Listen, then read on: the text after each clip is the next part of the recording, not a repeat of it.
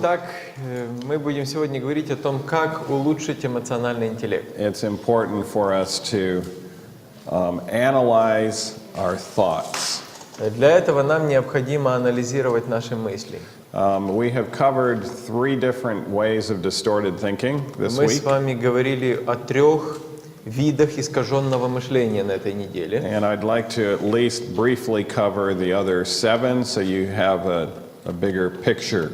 И я хотел бы хотя бы кратко затронуть еще остальные 7, потому что всего 10 их, чтобы вы имели общее представление. This type of thinking has actually been shown to improve brain chemistry.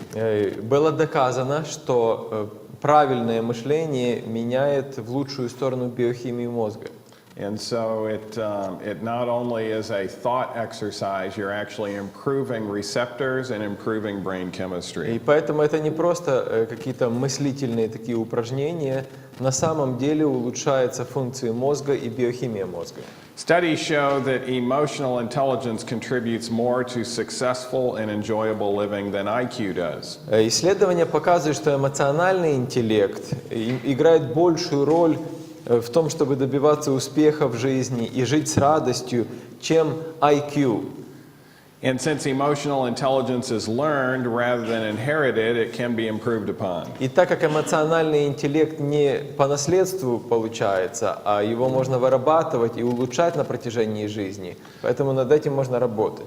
The average person who comes to our depression and anxiety recovery program Среднестатистический человек, попадающий на нашу программу лечения депрессии и тревожности, has emotional intelligence scores that are below average.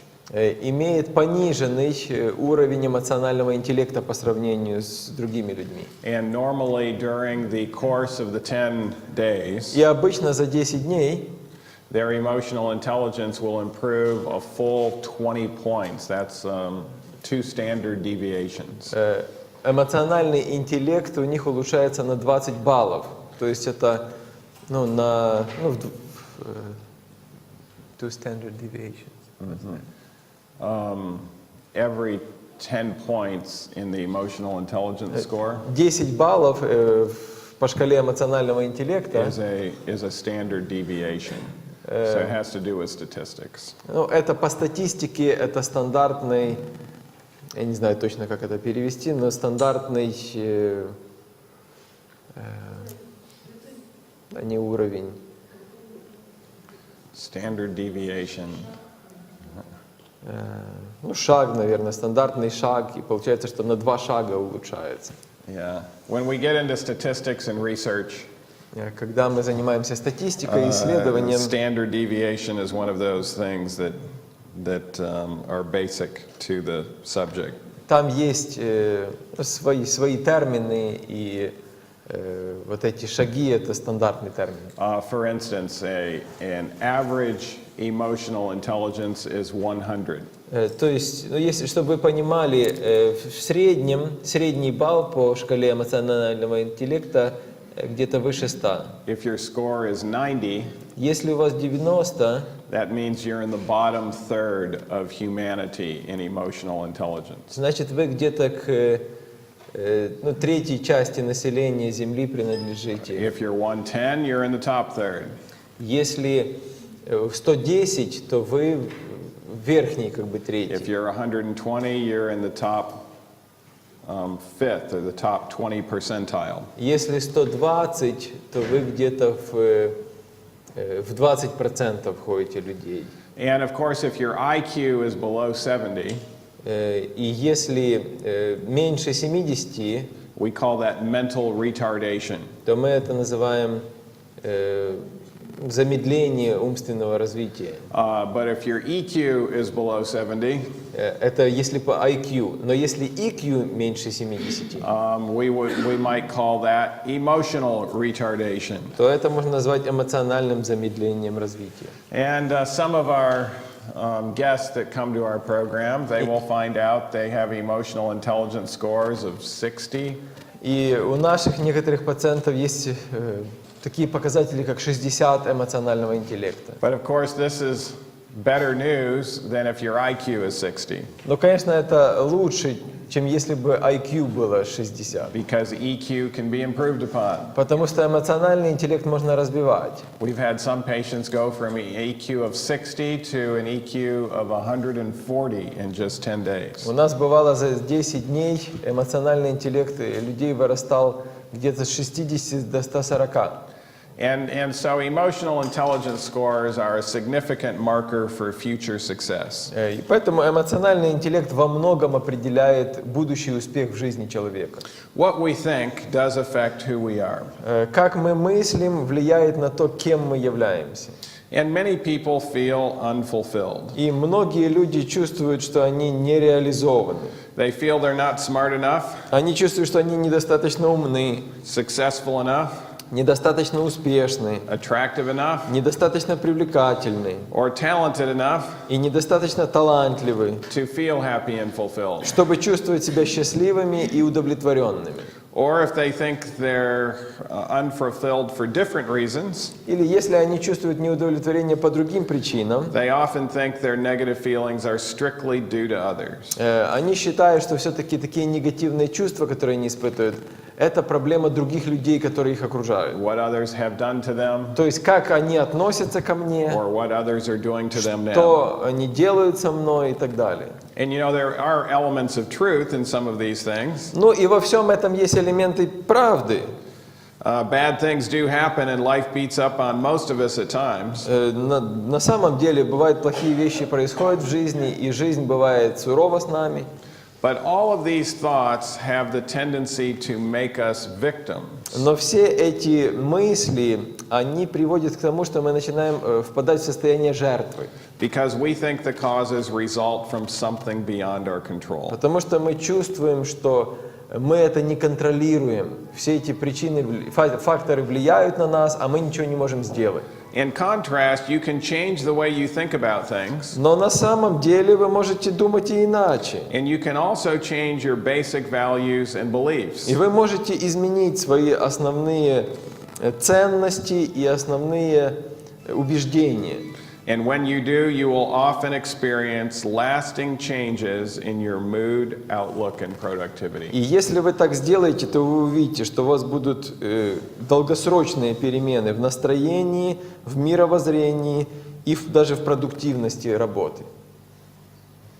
Research has documented that negative thoughts which cause emotional turmoil nearly always contain gross distortions. Исследования показывают, что негативные мысли, которые вызывают эмоциональное возбуждение, почти всегда имеют какие-то искажения, причем сильные искажения. The thoughts on the surface appear valid, Мысли на поверхности кажутся правдивыми, but you will learn that they are irrational но вы увидите, что они иррациональны or just plain wrong, или вообще неправильные. and that twisted thinking is a major cause of emotional И suffering. такое искаженное мышление является главной причиной страданий. So the benefits of analyzing our thoughts and correcting our thoughts. Вот, поэтому отсюда мы видим, насколько полезно анализировать свои мысли и исправлять их. We call this type of therapy cognitive behavioral therapy. Такую терапию мы называем когнитивно-поведенческой. And the abbreviation in the psychological literature is CBT. Ну и в психологической литературе на английском языке оно сокращенно называется CBT, Cognitive Behavioral Therapy. Now, this is not traditional psychotherapy. Это не традиционная психотерапия. Traditional psychotherapy has never been shown to be superior to taking a placebo pill. Но традиционная психотерапия никогда не показывала эффекта больше, чем эффект плацебо. And most of the time when people go to therapists, И чаще всего, когда люди обращаются к психотерапевту, they're getting traditional psychotherapy. они именно традиционную терапию получают. A little bit about traditional psychotherapy Ну, немножко скажу о традиционной психотерапии. and the contrast with it. И чтобы мы увидели контраст. Traditional psychotherapy spends a lot of time about the past. В традиционной психотерапии много времени уделяется прошлому человека. And so there's a lot of digging То into есть the начинают past, копаться в прошлом, how you were raised, как тебя воспитывали. looking for maybe aberrancies in some of these things. И ищут там какие-то проблемы. Then often traditional psychotherapy today, И часто традиционная психотерапия сегодня, the psychotherapist is trained to provide a lot of empathy for the person and all the things that have happened to them. дает много эмпатии или сочувствия человеку. То есть, ну, так ориентирован на том, чтобы сочувствие And проявить. so there's developing a relationship. И поэтому развивается взаимоотношение между And of course, психотерапевтом that's not bad in and of пациентом. itself. Но само по себе это, конечно, неплохо. But after that relationship is established, Но после того, как устанавливаются эти взаимоотношения, the therapist then asks the person, so what is it that you want? и тогда консультант этот или психотерапевт говорит, ну а что вы хотите? And then the therapist tries to find a pathway for the person to get what they want. И тогда психотерапевт, когда он узнает, что человек хочет, он начинает пути, как дать ему то, что он хочет. I'll just give an example. Ну, приведу пример. If you're in a marriage that has been challenging, Если у человека, например, проблемы в семейных отношениях, and the person goes through all of the problems in the marriage, и человек объясняет, какие у него проблемы в отношениях, the therapist asks the person after all of this, what is it that you want? и тогда психотерапевт спрашивает, ну а что вы хотите в этих Well, I отношениях? really would like to get out of this marriage. Он говорит, о, я бы хотел этот брак уже закончить, то есть развестись. Okay, well, let's find a way for you to get what you want. I will help you to get out of this marriage. Хорошо, давайте тогда будем над этим работать, говорит психотерапевт, давайте я вам помогу это все сделать. But that might be precisely the wrong thing to do. Да, может быть, это вообще неправильно. But yet the therapist is liked because they're getting what they want. Но пациент любит, ему And they нравится seem этот to have care and психотерапевт, concern. потому что он вроде бы проявляет о нем заботу и переживание, и дает ему то, что тот хочет. And that is called Rogerian psychotherapy Вот, by но Carl Rogers. Карл Роджерс такой подход разработал, и поэтому его именем называется этот вид психотерапии. But cognitive behavioral therapy is different. Но когнитивно-поведенческая терапия имеет совсем другой подход. And it has been shown to be at least as effective as drug therapy. И она показала, что по эффективности она не уступает, по крайней мере, не уступает лекарственной терапии. Has no physical side effects. Не имеет побочных физических эффектов. It makes relapse less likely. Рецидив сводит к минимуму. It makes staying depression-free more likely. Помогает полностью избавиться от депрессии, то есть увеличит вероятность полного избавления от And as we депрессии. mentioned earlier, it changes brain chemistry. И, как я уже говорил раньше, меняет биохимию мозга. So what is it that makes your mood mad, glad, or sad, or Итак, calm? что делает ваше настроение радостным, злым или печальным, или спокойным? That's where we get into the ABCs of CBT. Ну, нам нужно разобраться здесь. Нам нужно вот эту азбуку когнитивно-поведенческой терапии изучить. The A is the activating event.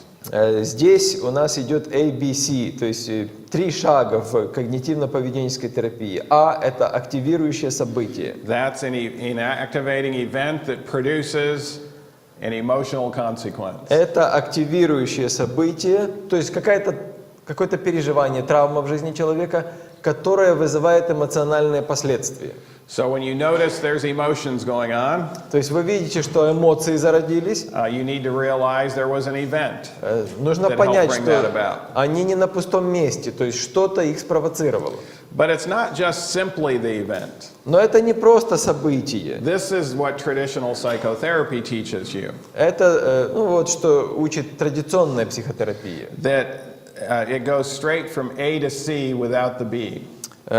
Традиционная психотерапия учит так, что нужно идти от A до C, без B, то есть нету там вот этой промежуточной фазы. So it teaches you that your emotions are simply due to the events in your life. То есть они учат так, что ваши эмоции это C, так это уже результат. Они вызваны тем, что произошло в вашей жизни, то есть активирующим событием. And it teaches you that your behaviors are due to the events in your И life. они учат, что у вас и поведение вызвано этим. Because first there's an emotional consequence, and then there will be a behavioral consequence as a result of the emotions. Потому что так как есть эмоциональное последствие C, оно приведет и к поведенческой реакции там же. One of the discoverers of cognitive behavioral therapy Один из людей, который разработал когнитивно-поведенческую терапию, has demonstrated very clearly how this is incorrect. показал очень ясно, что это неправильная связь. His name is Dr. Ellis, Его зовут доктор Эллис, and I will go into what he says here in a minute. и я расскажу о том, как он, что он говорит через мгновение. Well, let me just go into what he says right now. I thought I might have it on the screen here. No, I'm not going to. So let me just cover it. Ну давайте, наверное, сразу мы это рассмотрим. He says A to C thinking Мышление вот такое от события к эмоциональным последствиям, то есть от A до C. is belief that events and situations directly cause our emotions. Это как бы убеждение в том, что события, обстоятельства напрямую вызывают у нас эмоции. And there's little or nothing we can do. И здесь About нет that. ничего, что мы можем сделать, или мы очень мало можем что-то сделать. And he calls it crooked thinking. И он называет это искаженным мышлением. And you know, interestingly, in the Bible, Интересно, что в Библии, there's a word that's used repeatedly that means bent or crooked. которое так и переводится, или так и оно и означает искаженное или искривленное. And that word is iniquity. Это называется беззаконие или нечестие. David says, if I regard iniquity in my heart, the Lord will not hear me. Давид говорит, что если я в сердце своем буду скрывать беззаконие или грех, то Господь не услышит меня. That means if my thoughts are crooked, То есть это если мои мысли искажены, He's not going to be able to influence me. то Господь не сможет повлиять на меня. Why isn't He able to? Почему нет? Because God is only where truth is at.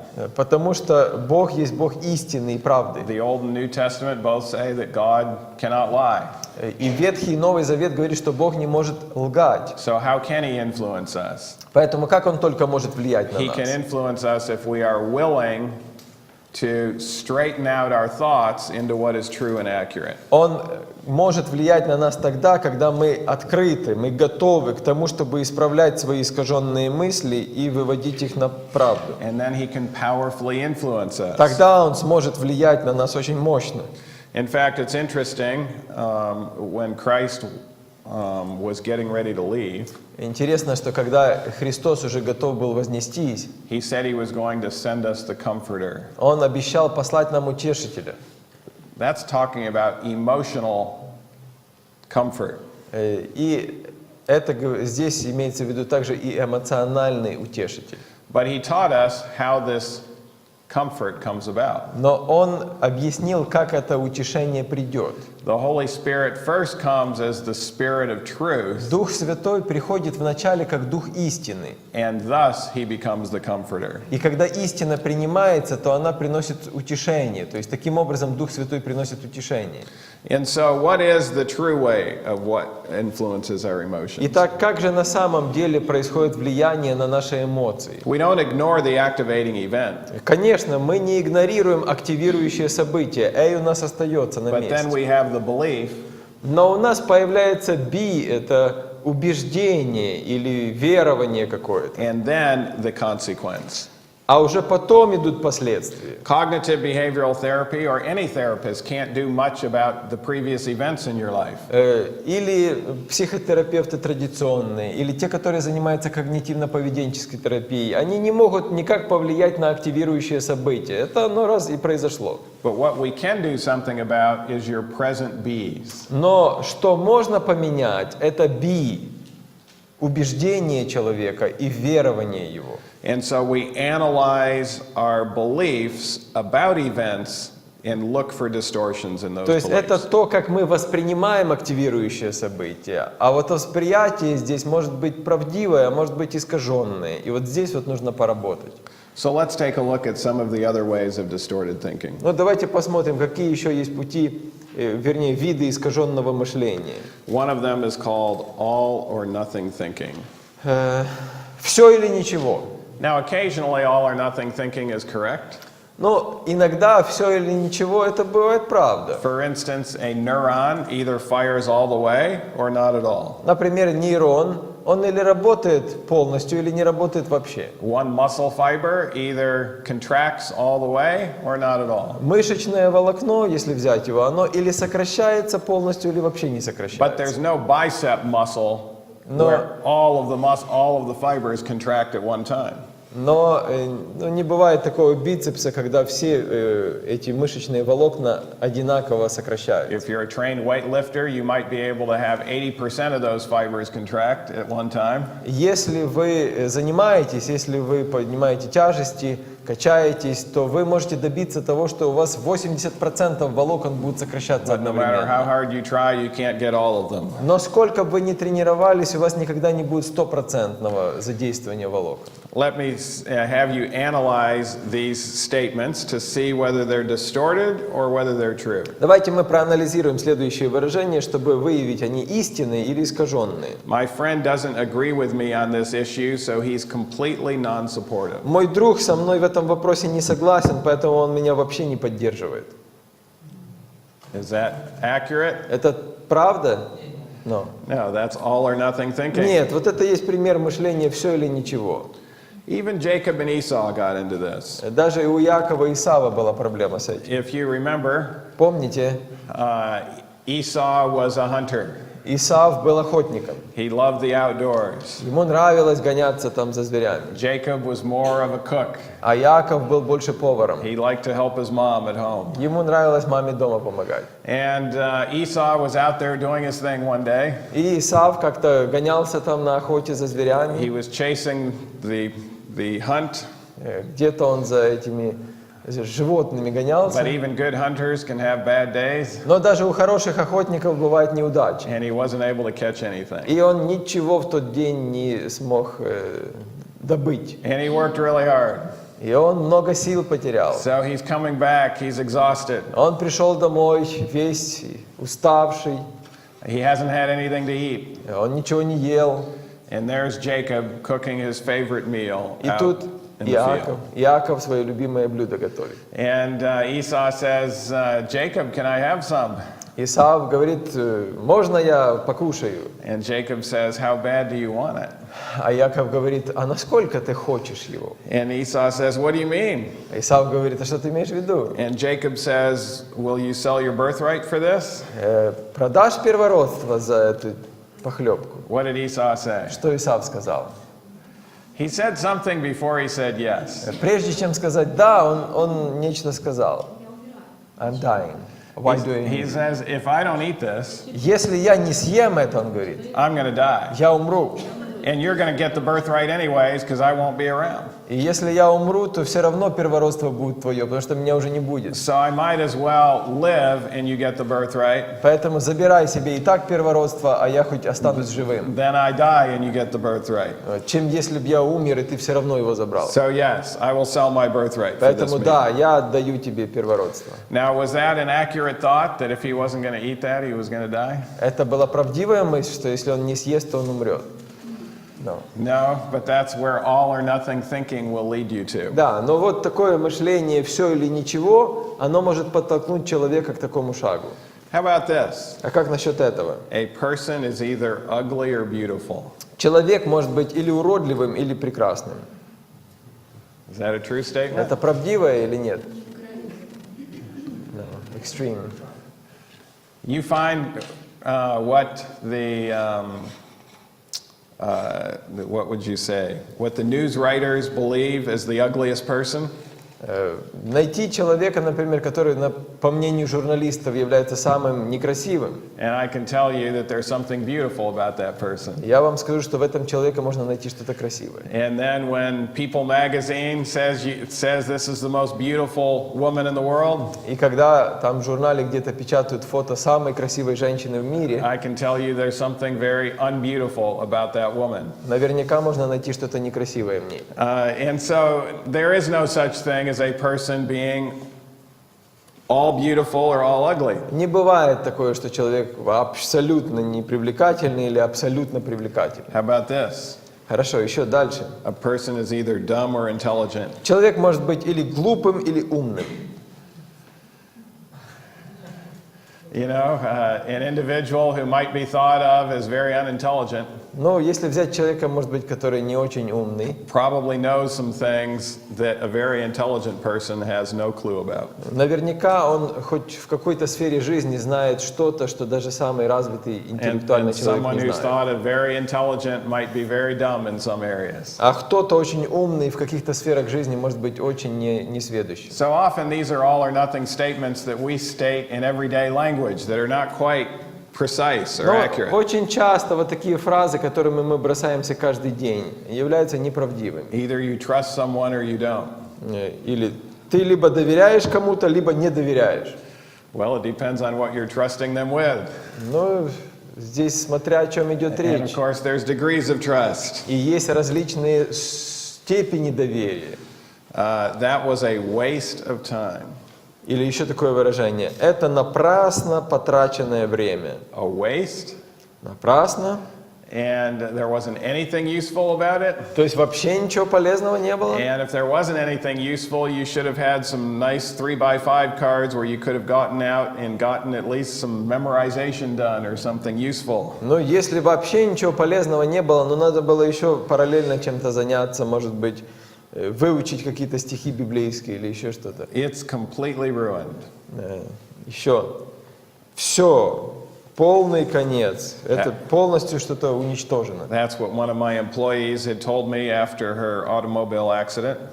Вот что сказала мне одна из моих сотрудниц после того, как попала в автоаварию. Fortunately, she wasn't injured, К счастью, она не пострадала, but her car was totaled, completely ruined. но, как она сказала, машина ее полностью разбита и восстановлению не подлежит. We did lend her a car until she could get another car, Но мы ей одолжили машину, прежде чем она купит себе but we found другую. out the insurance company sold that completely ruined vehicle for $4,500. Но мы выяснили, что страховая компания вот ту полностью разбитую машину продала за $4500. What does that tell us? О чем это говорит нам? It wasn't completely ruined. Что она не была полностью побита. And so often we utilize this type of statements and thinking, and they're not accurate. Часто мы говорим такое, но это неправда. How about this one? Или еще одно. She is perfect. Она совершенная. If you believe that, Если вы верите в you это, have a lot of emotional problems coming your way soon. то вскоре у вас будут большие эмоциональные проблемы. Results of all or nothing thinking, Какие результаты вот такого мышления «все или ничего»? low self-worth comes about, Будет обязательно низкая самооценка, procrastination. человек будет медлить постоянно. Now, what's the all or nothing thought for procrastinators? Ну, как, например, вот мыслят те, кто не может принять решение, постоянно откладывает решение. Как им мешает вот эти мысли «все или ничего»? There is no harmony. Let's see, do you know what a procrastinator is? Yeah, the one who puts off things. Yes. Yeah, the thought is, if I can't get it all done now, Ну, то есть мысль такая, если я сейчас все не могу получить, why even start? то зачем начинать?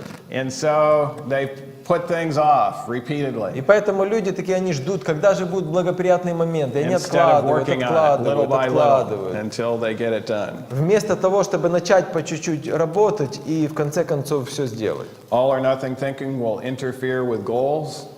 Все или ничего мешает достигать целей. It inflates problems. Раздувает проблемы. And it results in undue frustration, Приводит к разочарованию ненужному, pessimism, пессимизму, discouragement. угнетенному состоянию. And the ultimate all or nothing thinking is suicidal thoughts. И в конечном итоге все или ничего приводит к суицидальным мыслям. Those are all or nothing thinkers that are thinking along that line. Те, кто приходит к таким мыслям, у них эта проблема, все или ничего. A second one. Вторая искаженная мысль. We mentioned this one the other day with Elijah. Мы уже упоминали это, когда говорили об Илие. But there are some other examples that I can tell you, modern day examples. Но есть и другие современные примеры обобщения. You didn't say the word. Overgeneralization. Okay. Yes, this is actually using limited factual evidence to hold a firm belief that's not true. Обобщение – это значит, что человек берет некоторые вроде бы доказательства в пользу там какого-то события, но они недостаточные. И он их использует для того, чтобы уже какой-то глобальный вывод сделать. When I was in college studying, Когда я учился в колледже, it was my second year of college, я на втором курсе был, we had gotten together with other students who were going to be doctors. мы собрались с другими студентами, которые хотели потом поступить на врачей и учиться. And so that way we could study together. И мы вместе решили учиться. And across the bathroom, there were two other pre-medical students. И там, рядом жили еще два студента, которые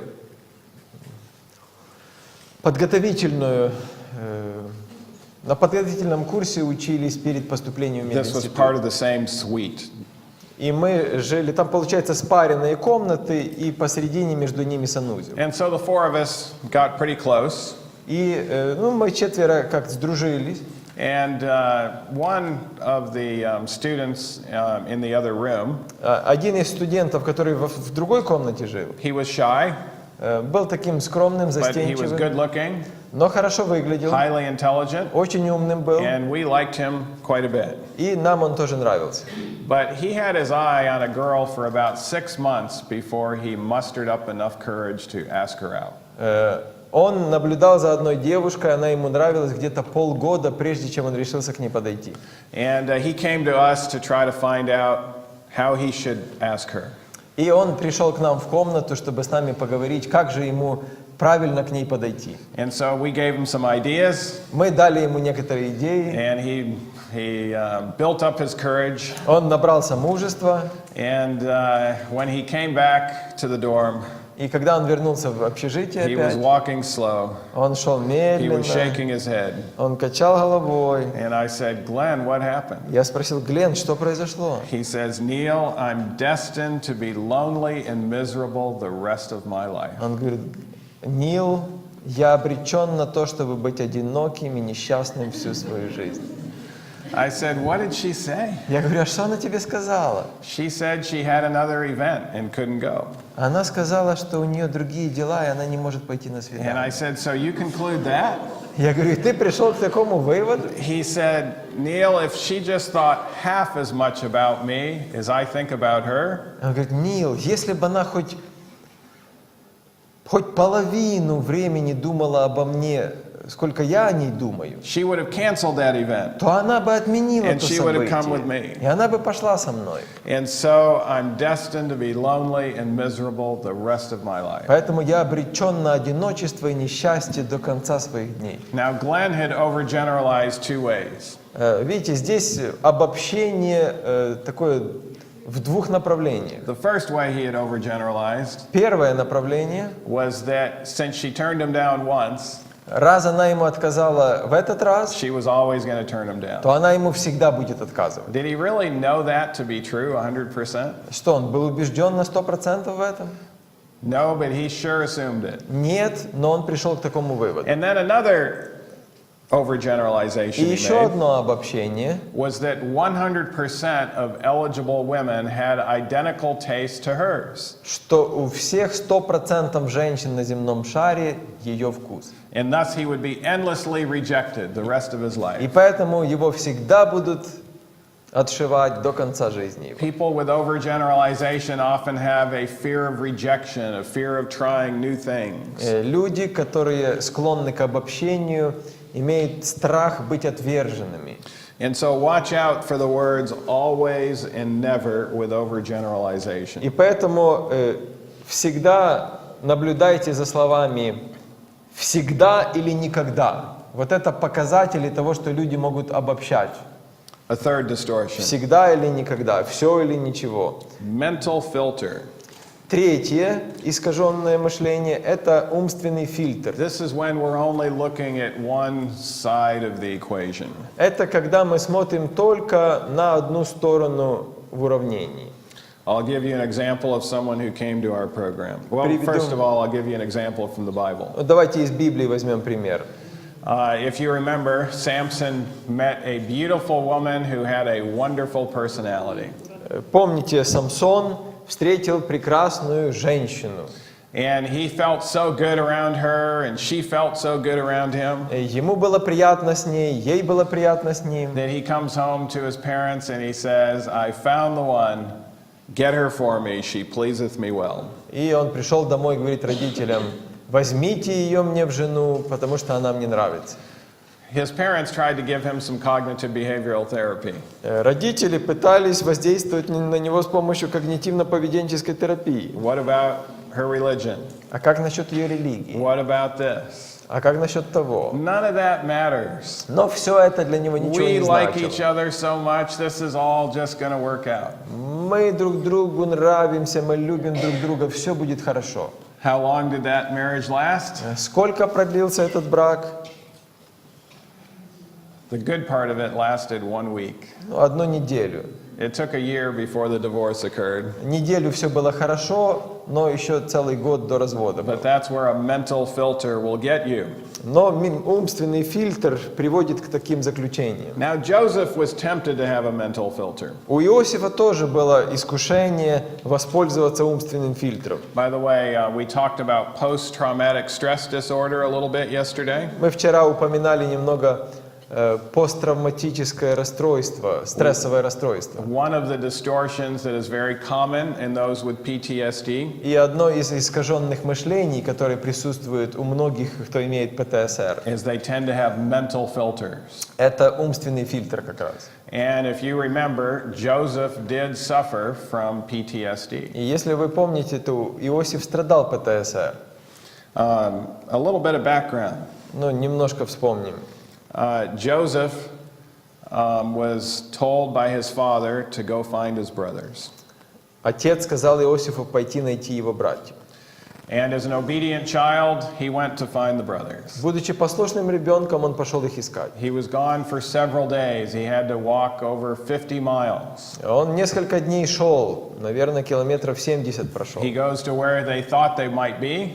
Пришел туда, где они должны были быть, And those people said, nope, they're not here. They left some time ago. We think they're in Dothan. но там сказали, что нет, их нету, они ушли в другое место.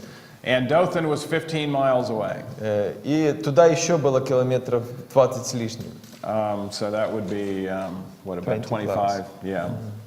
And he actually did not eat or drink anything from the time he was in Shechem to the time he went to Dothan to find his И brothers. когда он вышел из Сихема, пока он дошел в, не помню как там, до Допу или что ли, Дофу, он ничего не ел и не пил. He was so anxious to find them, Он так хотел их найти, and he knew once he did, they would have food and water. и он знал, что если он их найдет, то у них есть и пища, и вода. And so he just pressed on. И поэтому он шел и шел. And you can imagine how happy he was when he goes over a hill, and there he sees the brothers with И the sheep. можете себе представить, как он обрадовался, когда он где-то там And so he's за холм skipping, зашел и увидел and he's братьев. happy, he's getting ready for this reunion. И он счастлив, он уже готов с ними встретиться.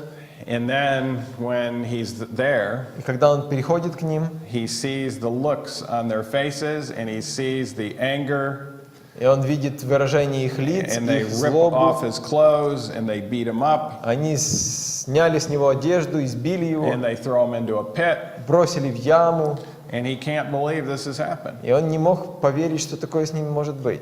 And then they do something even worse after he's in the pit for a while. И после того, как он был там в яме какое-то время, они еще худшее They сделали. sell him into slavery. Продали его в рабство.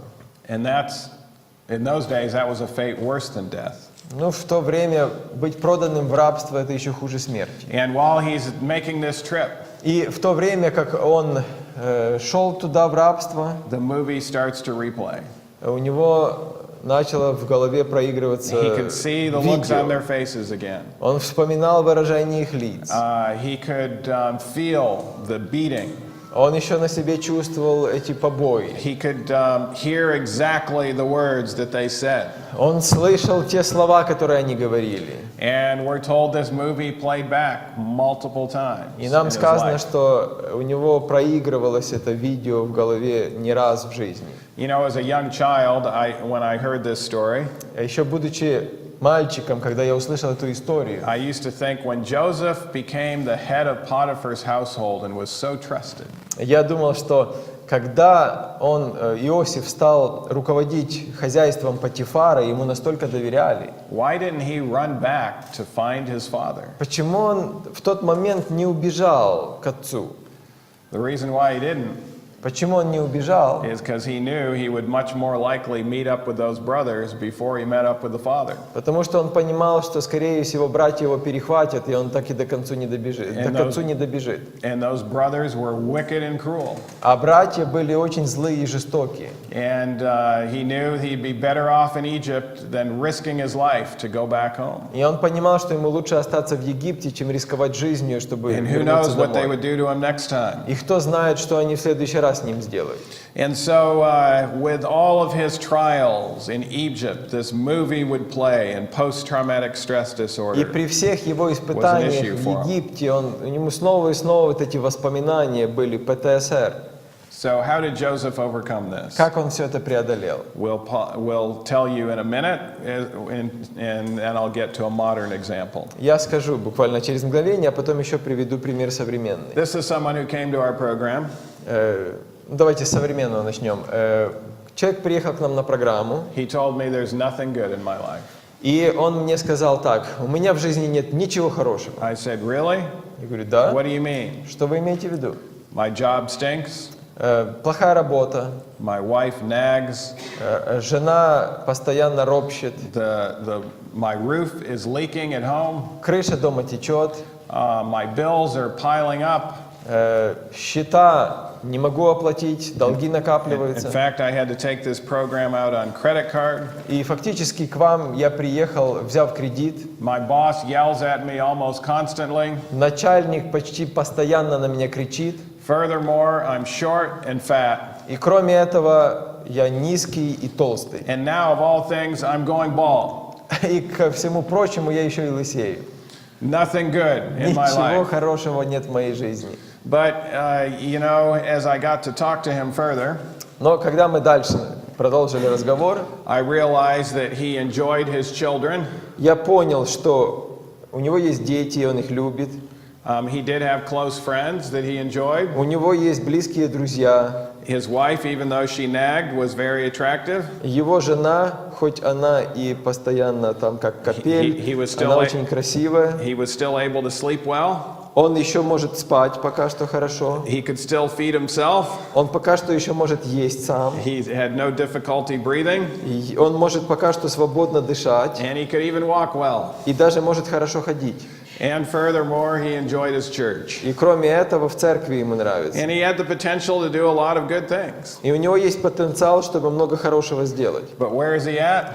Но к чему он дошел? He's only on the left side of this. Из всего того, что мы перечислили, он постоянно думает только о левой колонке. And that's what a mental filter will do. Вот это называется умственный фильтр. То есть человек не замечает ничего хорошего. And so what's the solution to a mental filter? Какое решение?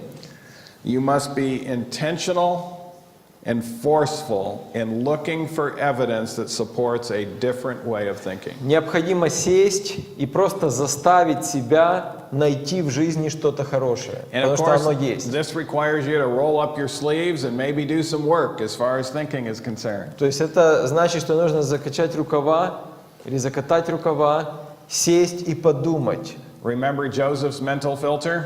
Помните умственный фильтр Иосифа? This is exactly what he did. Он так и сделал. When he came across his brothers again, Когда он вновь встретился с братьями, he was intentional and forceful to look for evidence that supported a different way of thinking about them. он заставил себя просто по-другому смотреть на них и видеть что-то хорошее, а не плохое только. At first, the evidence was that they were exactly the way they always had been. Вначале у него такие были, он понимал, что они какие были, такие и остались. You remember who wasn't with them that first time. Помните, кого с ними не было в первый раз? And he noticed that right away. И он сразу же заметил And he это. thought they did the same thing to him as they did to me. С ними не было Вениамина. He's И, наверное, probably dead Иосиф somewhere. He's probably sold into slavery. подумал, что, наверное, они и с ним как со мной обошлись. Продали его где-то или убили. But he refused to just assume it. Но он отказался поддаться вот такому поспешному выводу. He became intentional and forceful to look for evidence that supported a different way of thinking. И он начал планомерно искать возможности доказать, выяснить ситуацию, какая она на самом деле. Did he finally find that way? Что он обнаружил в конечном итоге? Подтвердилось то, что он думал, или нет? He actually found a way to look at them differently. Не подтвердилось, Вениамин был жив, так? И он фактически нашел что-то хорошее. Как можно иначе на них посмотреть? Especially when Judah was willing to go to jail for life and have Benjamin go free. И он им всякие задачи ставил, понимаете? И они как повели себя. Иуда готов был отдать себя за брата для того, чтобы Вениамина отпустили. And that's when he revealed himself to them. И тогда Иосиф решил открыться им. And as soon as he revealed himself, И как только он открыл себя, they said, "We better get out of here. We're dead men." они сразу же подумали: все, нам нужно убираться отсюда, мы уже мертвецы. Because they knew how he would be thinking about them. Потому что они знали, как он будет к ним относиться. But Joseph said, "Yes, you did mean it for evil." Да, Иисус говорит, что вы зло замышляли, But God has turned it into something но good. Бог обратил это в нечто And I другое. see that you're not the same men that you were back. И я вижу, что вы изменились за это время. And so what a difference it makes when you overcome a mental filter. И когда человек преодолевает этот умственный фильтр, то тогда все меняется в жизни. Will Rogers says it's not what we don't know that hurts us so much. Уилл Роджерс говорил так: не то, что мы знаем, вернее, не то, что мы не знаем, вредит нам. It's what we know for sure that just ain't so. Но нам вредит больше всего то, в чем мы на 100% уверены, но это неправда.